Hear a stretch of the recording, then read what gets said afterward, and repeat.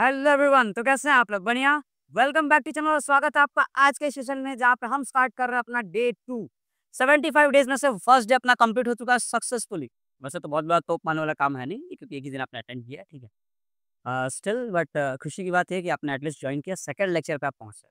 ठीक है, चलिए तो स्टार्ट करें डे 2।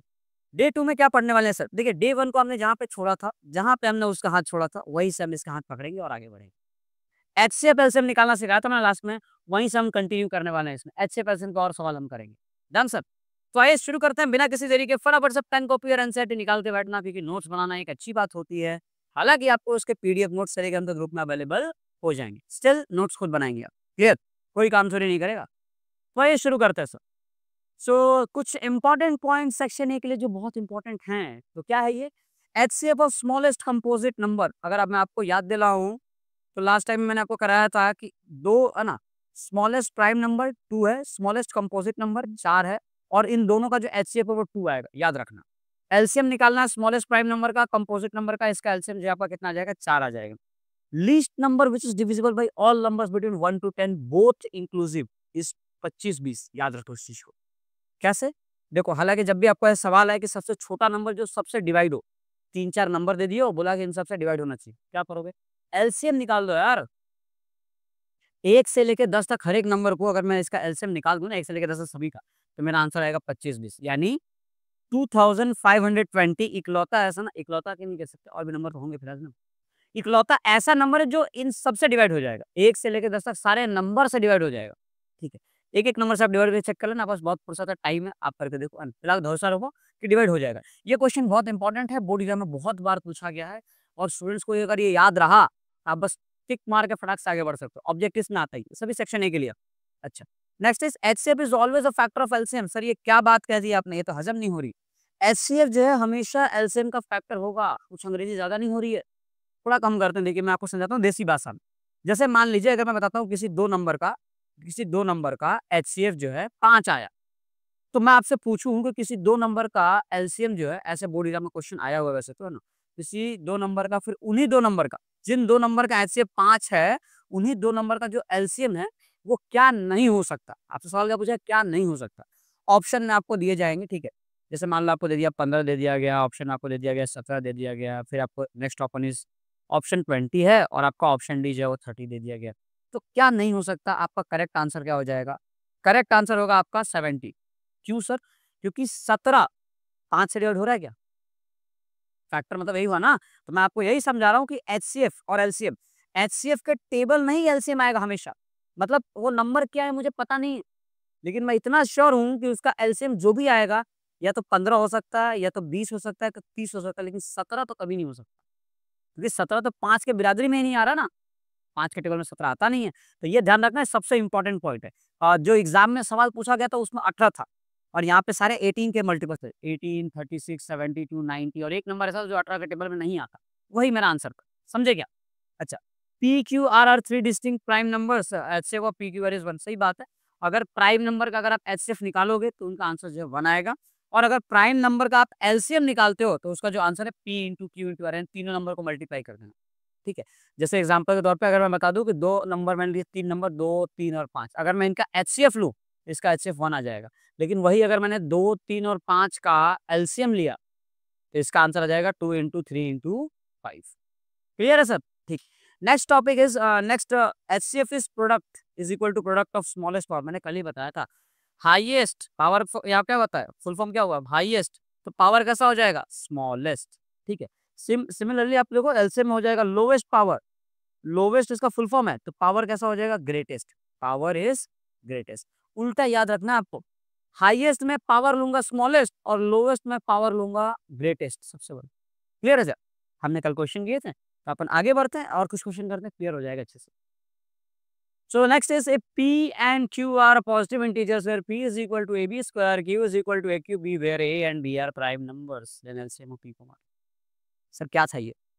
इन्होंने बताया कि मान लो P कोई नंबर है, उस नंबर को प्राइम फैक्टराइज करके समथिंग इंटू समथिंग आएगा। तो इसका भी कुछ पावर है, इसका भी कुछ पावर है। A का पावर 1 है, B का स्क्वायर है।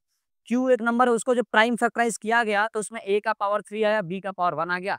A और B आपके प्राइम नंबर है। आप जरा फटाफट बता दो कि इनका एलसीएम क्या होगा। ऐसे सवाल ट्रेंड में है। ये रिसेंटली ये सवाल आने स्टार्ट हुए हैं, बोर्ड एग्जाम में आपको देखने के लिए मिल सकते हैं, प्रोबेबिलिटी ज्यादा है इसमें। ठीक है, नोट डाउन करना, स्पेशल मार्क करने से। ठीक है, ये आपके 2023 का सवाल है बेसिक मैथ्स का। क्या करना है, बेसिक में सवाल आते हैं ऐसे। पूछा क्या है भैया, एलसीएम। अब एलसीएम मैंने क्या बताया था कि जितने नंबर दिखे सब उठा लो। तो मुझे ए दिख रहा है, बी दिख रहा है, इसमें भी ए और बी है, तो ए और बी को मैं दोनों को उठा लूंगा। तो मैंने यहाँ पे लिख दिया ए और बी। फिर मैंने आपको बताया था एलसीएम का फॉर्म होता है लोवेस्ट, तो पावर लूंगा मैं ग्रेटेस्ट। ग्रेटेस्ट पावर चाहिए मुझे, तो ग्रेटेस्ट पावर। ए का बड़ा पावर क्या है, ए का पावर 1 है, यहाँ पे ए का पावर 3, तो बड़ा क्या हो गया 3। यहाँ पे ग्रेटेस्ट पावर मतलब ए की पावर आ जाएगी 3। अच्छा, बी में बड़ा पावर क्या है, बी का पावर 1 या बी का पावर 2, तो बी का पावर 2 बड़ा हुआ। यानी यहाँ पे आ जाएगा बी का पावर 2, यानी a cube b square. And this is the answer, a cube b square, option number c correct. आगे आपके एक नंबर आपके झोली में, डायरेक्ट झोली में आएंगे। एचसीएफ ऑफ 17,23 प्राइम नंबर है, अभी बताया था प्राइम नंबर का एचसीएफ 1 आता है। लेकिन एक मिनट, आपको कैसे पता सर प्राइम नंबर है? देखो 17 किसी के टेबल में आता है क्या? मान लो तुम्हें नहीं पता, तुम 17 यहाँ पे लिख के डिवाइड करे जब बैठोगे तो तुम्हें कोई नंबर मिलेगा ही नहीं। ये केवल 17 से ही डिवाइड होगा और यहाँ पे आंसर 1 आएगा। और उसी तरह 23 भी आपका जो है प्राइम नंबर है। तो 2 3 4 5 कितने भी है ना, अगर प्राइम नंबर है तो प्राइम नंबर का आपको ध्यान रखना है। प्राइम नंबर का एचसीएफ कितना जाएगा आपका? हमेशा 1। तो यहाँ पे इसका एचसीएफ आ गया 1, बिना सोचे समझे। अगर प्राइम नंबर से कल जाके मान लो बोर्ड में आपको क्वेश्चन आ गया है ना 2025 के पेपर में कि एचसीएफ ऑफ 17,19, अगर सवाल सही में आ गया तो पेपर लीक कर दिया मैंने, मतलब है ना 17,19। अब दो प्राइम नंबर हैं, अब बताओ बताओ इनका एचसीएफ कितना आएगा? अरे 1 आएगा भैया। और यही अगर एलसीएम पूछा होता सर 17,19 का, तो क्या होता? एलसीएम होता 17 into 19, 17 into 19। Is that clear? Next हमारे पास नेक्स्ट एक फॉर्मूला है सर, बहुत ही काम का फॉर्मूला है ये। इसको आप सभी ने पढ़ा होगा। बच्चे अक्सर जो है इस फॉर्मूले को जो इग्नोर करते हैं, उतना यूज नहीं करते। बट ये इंपॉर्टेंट है, ध्यान रखना कैसे करना है आपको, इस पे सवाल भी आता है। तो फॉर्मूला ये है सर, फॉर्मूला ये है आपकी आंखों के सामने जो लिखा हुआ है कि HCF of A comma B, HCF of A comma B into LCM of A comma B is equal to A into B. जब मैं फॉर्मूले को यहाँ लिख देता हूँ तो ये होना चाहिए HCF of A comma B into LCM of A comma B is equal to A into B. अब यहाँ पे देखो जो क्वेश्चन है आपको दिया हुआ है 12 कॉमा के, एग्जैक्ट उसी पे बेस्ड है। तो ए की जगह पे 12 रखो और बी की जगह पे रख दो आप के। ए की जगह 12 और बी की जगह पे K. HCF of 12 comma K into LCM of 12 comma K is equal to A into B, यानी 12 इंटू के। डन। अब आगे आगे क्या करना है बबुआ, ध्यान से देखो। आगे करना है एचसीएफ ऑफ 12 कॉमा के। क्या तुम्हें इसकी वैल्यू पता है कि सर ये 6 होगा? बस ये वैल्यू उठा के रख दो, यानी इसकी जगह पे मुझे रखना है यहाँ पे 6। एलसीएम ऑफ 12 कॉमा के, क्या तुम्हें पहले से पता है कि 36 होने वाला है? कि यहाँ पर रख दो 36 इज इक्वल टू क्या है 12 इंटू के। अब जिन लोगों को टेबल आता है वो ये पहली नजर में देख के बताएंगे सर 12 3 जा 36 कट गया। अरे ये नंबर कट गया। और 6 इंटू 3 करोगे तो कितना आएगा 18। 18 इज इक्वल टू के, यानी के की वैल्यू 18 आ जाएगी आपकी। डन डन डना डन डन डना डन डन। चलो आगे बढ़े। एक और सवाल एनसीईआरटी का सवाल है ये, स्टैंडर्ड गुजरात बोर्ड 2024 में आया हुआ है ये, स्टैंडर्ड मैथ्स का सवाल है। ठीक है, एनसीईआरटी सॉल्व करते रहना, मैं बता रहा हूँ बहुत इंपॉर्टेंट है ये। कैसे करेंगे? तो आपको एचसीएफ दिया हुआ है, एलसीएम निकालना है। तो अगेन सर फॉर्मूला वही लगाइए कि HCF of A comma B is equal to, sorry is equal to नहीं आएगा, इनटू आएगा, हटाओ इसको, into LCM of A comma B is equal to A into B. दिन पे दिन मेरी राइटिंग अच्छी नहीं हो रही, मुझे तो लग रहा है हो रही है अच्छी। ठीक है चलो, अब जहां जहां ए है वहां पे 306 और बी की जगह 657 रखते जाओ, फटाफट रखते जाओ। तो sir HCF of 306 comma 657 into LCM of 306 comma 657 is equal to A into B. मतलब ए की जगह पे 306 रखना है और बी की जगह पे 657। तो 306 और ये आ जाएगा आपका 657 रख दिया सर। अब क्या मेरा आंसर आ जाएगा? बिल्कुल आपका आंसर आ जाएगा सर। कैसे आ जाएगा सर? देखो मैं बताता हूँ। नेक्स्ट आपको क्या करना है, आपको आइडेंटिफाई करना है कि इसका एचसीएफ तो तुम्हें दिया हुआ है 9, तो इसकी जगह पे आपको लिख देना है 9। तो हमने यहाँ पे लिख दिया 9 इंटू एलसीएम तो तुम्हें निकालना है ना, तो इसको कुछ नहीं करेंगे, इसको सेम टू सेम छोड़ दो। So LCM of 306 comma 657 is equal to 306 into 657। अच्छा, अब नेक्स्ट अगर तुम्हें ये निकालना है तो अपन इसको हीरो बनाएंगे, सब्जेक्ट बनाएंगे, ठीक है, 9 को मारो लास्ट, ठीक है। तो ये मिलेगा आपको LCM of 306,657 is equal to 306 into 657, थोड़ा फास्ट कर ले अपन, डिवाइड बाई 9। अब 9 से इसको डिवाइड कर लो, तो ये कैसे हो जाएगा सर, जब आप 9 से डिवाइड करोगे तो 9 7 जा 63, 9 3 जा 27 कट जाएगा आपका, 9 3 जा, ठीक है। अब 73 इंटू 306 कर लेना आपका ना, 306 इंटू 73, और ये है आपका आंसर। इसी तरीके से आपको ये फॉर्मूला इस्तेमाल करना, डन। अच्छा नेक्स्ट क्या कर सकते हैं हम यहाँ पे, नेक्स्ट इज कि आप इस पे जो है नेक्स्ट क्वेश्चन करते हैं, मुझे लगा मेरा माइक बंद है, इज दिस वर्किंग, चल रहा, आवाज आनी चाहिए बस, ठीक है। नेक्स्ट क्वेश्चन करता है, the LCM of two number is 182 and their HCF is 13। अब देखो ये वर्ड फॉर्म में दे दिया, वर्ड फॉर्म में दिया है तो हम डरते थोड़ी है। देखो क्या करना है आपको, दो नंबर मान लो अपने मन से, दो नंबर यानी हो गया आपका HCF of A comma B is equal to 182 दिया हुआ है, और आपको जो है, अच्छा ये एलसीएम दिया हुआ है, कोई बात नहीं, तो इनका एलसीएम जो है, एचसीएफ कितना दिया हुआ है 13, तो एचसीएफ ले लो यहाँ पे 13, और LCM of A comma B आपको कितना गिवन है 182, और तुम्हें बोला है one of the number is 26। अच्छा इसमें से एक नंबर 26 है, तो मान लो ना कि ए की वैल्यू जो है 26 है। अब स्टार्ट करो, देखो तो आपका आंसर क्या जाना चाहिए, जैसे एचसीएफ ऑफ 26, एक जगह 26 देता हूँ मैं, 26 comma B into LCM of 26 comma B is equal to 26 into B, ये होना चाहिए। अब मुझे एचसीएफ पता है 13 आ जाएगा, मुझे एलसीएम पता है 182 आ जाएगा, और मुझे ये भी पता है कि ये 26 इंटू बी है। तो अगर बी की वैल्यू निकालनी है तो भाई साहब 26 को साथ क्या कर रहे हो आप, नीचे रखो उसको, तो ये आ जाएगा 13 इंटू 182 डिवाइड बाई 26, और इज इक्वल टू तुम्हारा आ गया बी। अब नेक्स्ट स्टेप में क्या करेंगे सर, काटेंगे सर, 13 1 जा 13, 13 टू जा 26, 2 से काट दिया इसको, तो ये 2 9 जा 18, और ये 91 आ गया। तो बी की वैल्यू भैया आ गई 91, मोहन प्यारे, ये रहा तुम्हारे बी की वैल्यू, दूसरा नंबर था ये, डन। ओके सर, तो नेक्स्ट क्वेश्चन क्या है सर, नेक्स्ट है आपका वर्ड प्रॉब्लम। अब ये वर्ड प्रॉब्लम बड़ी तकलीफ देते हैं, हालांकि वर्ड प्रॉब्लम के आने के चांसेस बहुत कम है कि वर्ड प्रॉब्लम आपके एग्जाम में ना देखने मिले, ठीक है, बट स्टिल छोड़ेंगे नहीं, क्या पता भविष्यवाणी गलत हो आ जाए, है ना।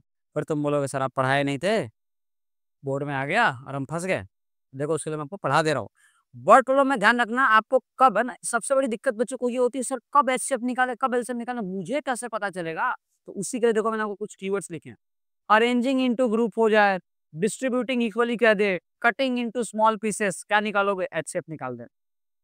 Situation occurring again at the same time, again and again होना चाहिए वहां पे, तो ऐसा अगेन कोई सिचुएशन बार बार हो रही हो, है ना, तो वहां पे एलसीएम निकालेंगे। व्हेन टू और more will meet again at the same point, तब भी आपको क्या निकालना एलसीएम, ये कीवर्ड ध्यान रखना, डन। चलो तो क्वेश्चन करते हैं, धवल भाई his wife Reena ben and their son Rahul start morning walk, the length of their feet are 90 80 एंड 60 सेंटीमीटर। अब समझो, जो हम स्टेप्स चल रहे हैं, तो एक कदम बाद दूसरा कदम फिर रख रहे हैं, फिर रख रहे हैं, फिर रख रहे हैं, बार बार चल रहे हैं, बार बार, ठीक है। तो मैंने कहा था अगर बार बार करना तो क्या करेंगे अपन, एलसीएम, लोवेस्ट कॉमन मल्टीपल। तो इन शॉर्ट आपको जो है क्या बोलना है, how much distance should be cover to meet each other if each of them take definite whole steps. अच्छा ठीक है, तो आपसे पूछा गया कितना डिस्टेंस चलने के बाद वो लोग दोबारा मिलेंगे, तो ये भी एक तरीका है मीट ईच अदर वाला, ठीक है। तो कैसे कर सकते हो, तो आपको क्या करना है, आपको सिंपली निकालना है एलसीएम ऑफ 90 80 एंड 60 सेंटीमीटर, ठीक है। सो हमें निकालना है यहाँ पे 90 ले लिया हमने, 90 को हम ऐसे प्राइम फैक्टराइज करेंगे, 90 का 2 से किया हमने 45 आ गया, 3 से किया हमने 15 आ गया, 3 से कर दिया 5 आएगा, फिर 5 से कर देंगे कोई बात नहीं 1 आ जाएगा। अब अगला क्या है 80, 80 का कर दो आप, इसी के साथ आप 3 नंबर का एचसीएफ एलसीएम निकालना भी सीख जाओगे। 2 से कर दिया मैंने 40 आ जाएगा, फिर 2 से कर दिया 20, फिर 2 से किया 10, 2 से किया 5, और 5 से किया आपने, आंसर कितना आ गया 1। नेक्स्ट इज 60 सेंटीमीटर, 60 जब हमसे डिवाइड करेंगे 2 से, तो ये हमें देगा 30, 30 को 2 से किया आ गया 15, फिर हमने 3 से किया आ गया 5, और 5 से कर दिया आंसर आ गया 1। अब आपको निकालना है एलसीएम, बात आपको समझ में आ गया होगा ना, तो हमें लिखना है डिस्टेंस कवर्ड, यहाँ पे लिखते हैं अपन डिस्टेंस कवर्ड,